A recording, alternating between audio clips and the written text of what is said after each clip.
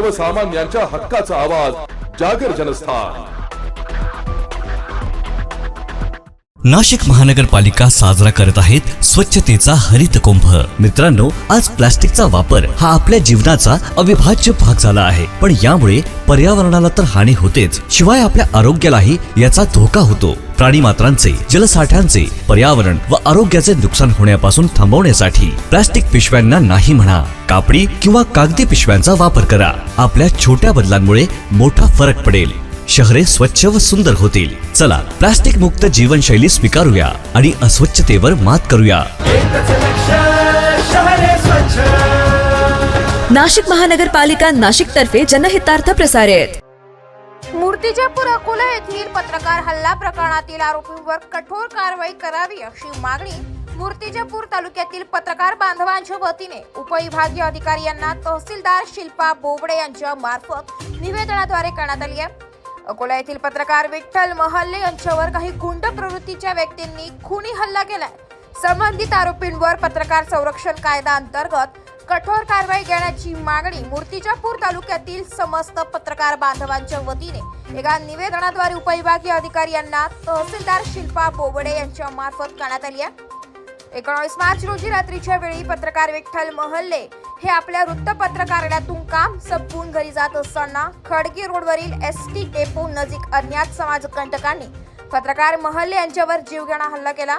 या हल्ल्यात सुदैवाने महल्ले हे बाल बचावले असले तरी राज्यात इतरही जिल्ह्यात विविध माफियांकडून पत्रकारांवर होणाऱ्या हल्ल्यांचे प्रकार थांबत नाहीये। शासनाने पत्रकारांच्या समस्येकडे व पत्रकारांवर हल्ला करणाऱ्या हल्लेखोरांवर पत्रकार संरक्षण कायदा अंतर्गत कठोर कारवाई करावी अशी मागणी मूर्तिजापूर तालुक्यातील समस्त पत्रकार बांधवांच्या वतीने उपविभागीय अधिकारी यांच्या मार्फत राज्याचे मुख्यमंत्री तथा गृहमंत्री देवेंद्र फडणवीस यांना करण्यात आली आहे। यावेळी ज्येष्ठ पत्रकार दीपक जोशी, अविनाश बेलाडकर, विलास नसले, मिलिंद जामनिक, प्रतीक कुरेकर, जयप्रकाश रावत, संतोष माने, धनराज सपकाळ, गौरव अग्रवाल, अजय प्रभे, रोहित सोळंके, दीपक अग्रवाल, अंकुश अग्रवाल, नरेंद्र खवले, संजय उमक, अनिल अग्रवाल, दिलीप देशमुख, विलास वानखडे, सुमित सोनोने, बाळासाहेब गणोरकर आदी पत्रकार बांधव मोठ्या संख्येने उपस्थित होते। अकोल्यातील ज्येष्ठ पत्रकार विठ्ठल महल्ले यांच्यावर जो प्राणघातक हल्ला झाला हा अत्यंत निषेधार्ह प्रकार आहे। कारण अशा प्रकारचे हल्ले जर पत्रकारांवर होत असतील तर त्यांनी पत्रकारिता कशा पद्धतीने करायची हा मोठा प्रश्न एकूणच समाजाच्या समोर निर्माण झालेला आहे। त्यामुळे पत्रकारांवर होणाऱ्या हल्ल्यांच्या संदर्भात प्रशासन जागरूक असलं पाहिजे आणि प्रशासनाने पत्रकारांच्या संरक्षणाचा जो कायदा आहे त्या कायद्याची अंमलबजावणी अत्यंत प्रखरपणे, काटेकोरपणे केली पाहिजे अशी आमची सर्व मूर्तिजापूर शहरातील आणि तालुक्यातील पत्रकार बांधवांची मागणी आहे। आणि त्या संदर्भात आम्ही आज इथे उपविभागीय अधिकारी आणि तहसीलदार मॅडमला निवेदन देणार आहोत।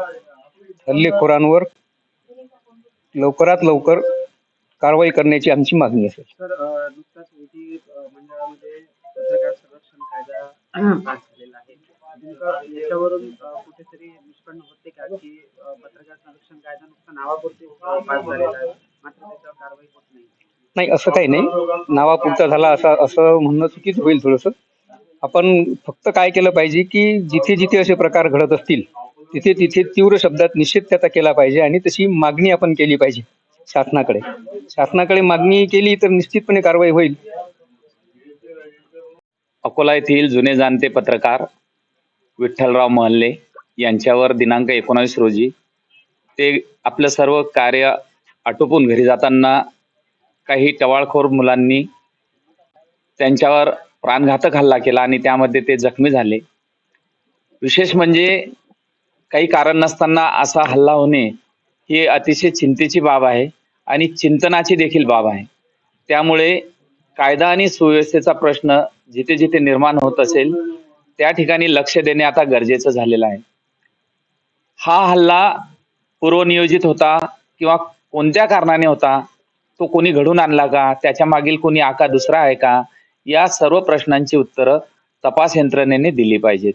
त्यामुळे मूर्तिजापूर तालुक्यातील समस्त पत्रकार बांधवांच्या वतीने आम्ही या घटनेचा तीव्र निषेध करतो आणि पत्रकारांवरील हल्ले बिलकुल खपून घेतले जाणार नाहीत.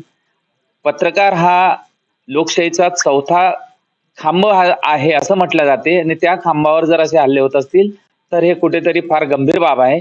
याची काळजी आणि शासनाने घेतली पाहिजे आणि ज्या लोकांनी हे हल्ले केलेले आहेत त्यांना त्वरित अटक करून त्यांच्यावर पत्रकार संरक्षण कायद्यानुसार गुन्हे दाखल झाले पाहिजे अशी आमची मागणी आहे. जागर जनस्थानकरिता ब्युरो चीफ प्रतीक कुरेकर, मूर्तिजापूर, अकोला.